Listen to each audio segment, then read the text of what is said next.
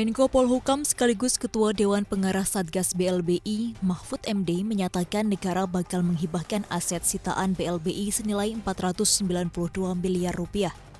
Hibah negara tersebut diberikan kepada 7 kementerian lembaga, diantaranya Kemenko Maritim dan Investasi, Kementerian Pertahanan, Kementerian Keuangan hingga Badan Narkotika Nasional. Tak hanya itu, pemerintah Kota Bogor juga turut menerima hibah BLBI.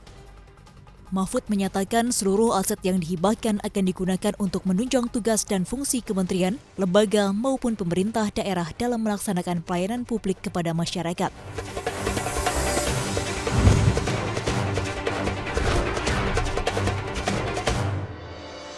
Jelang akhir tahun, Asian Development Bank atau Bank Pembangunan Asia menyetujui pinjaman berbasis kebijakan senilai 500 juta dolar Amerika Serikat atau setara 7,1 triliun rupiah lebih untuk Indonesia. Pinjaman tersebut digelontorkan untuk membantu Indonesia dalam pemulihan ekonomi akibat dampak pandemi COVID-19 dan menciptakan pertumbuhan berkelanjutan.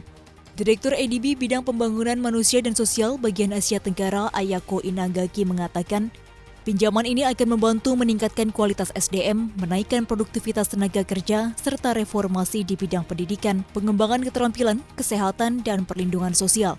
Pinjaman digelontorkan karena Indonesia butuh tingkat pertumbuhan tahunan hingga 7% sehingga mampu menjadi negara berpenghasilan tinggi pada 2045.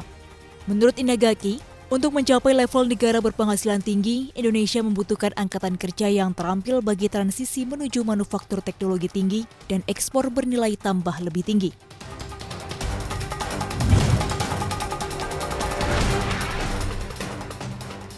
Presiden Joko Widodo meminta agar pembangunan energi baru terbarukan (EBT) di tanah air tidak membebankan negara maupun masyarakat. Jokowi menilai pengembangan EBT membutuhkan biaya yang sangat besar.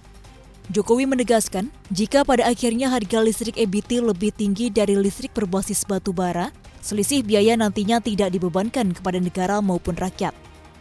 Oleh karena itu, Jokowi meminta jajaran menterinya untuk memaparkan skenario yang jelas dan konkret terkait transisi energi ini.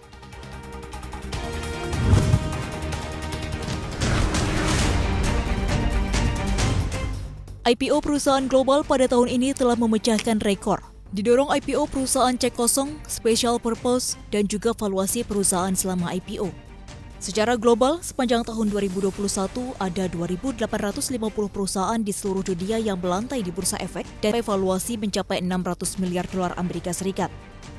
Rivian Automotive Inc., perusahaan truk listrik Amerika Serikat, memimpin rekor perolehan dana IPO sebesar 12 miliar dolar Amerika Serikat. Sementara dari Asia, IPO terbesar adalah China Telecom yang mengumpulkan dana hingga 8,4 miliar dolar Amerika Serikat. Dari benua biru Eropa, penyedia layanan loker paket Polandia InPost SE memimpin dengan perolehan dana IPO 3,2 miliar dolar Amerika Serikat.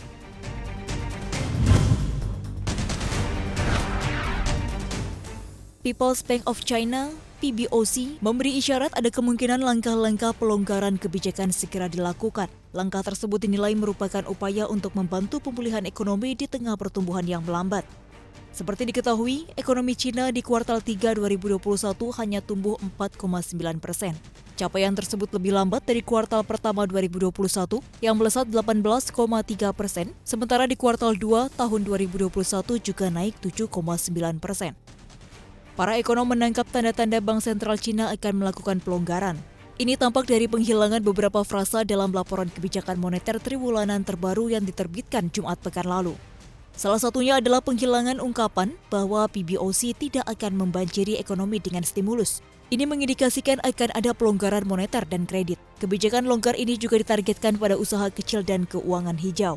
Belum lama ini, China menggelontorkan fasilitas relending 200 miliar yuan atau setara 31 miliar dolar AS untuk mendukung energi bersih dari penggunaan batu bara. PBOC juga menegaskan tidak akan menggunakan pasar properti untuk merangsang pertumbuhan, namun mempertahankan pertumbuhan stabil dan melindungi hak konsumen.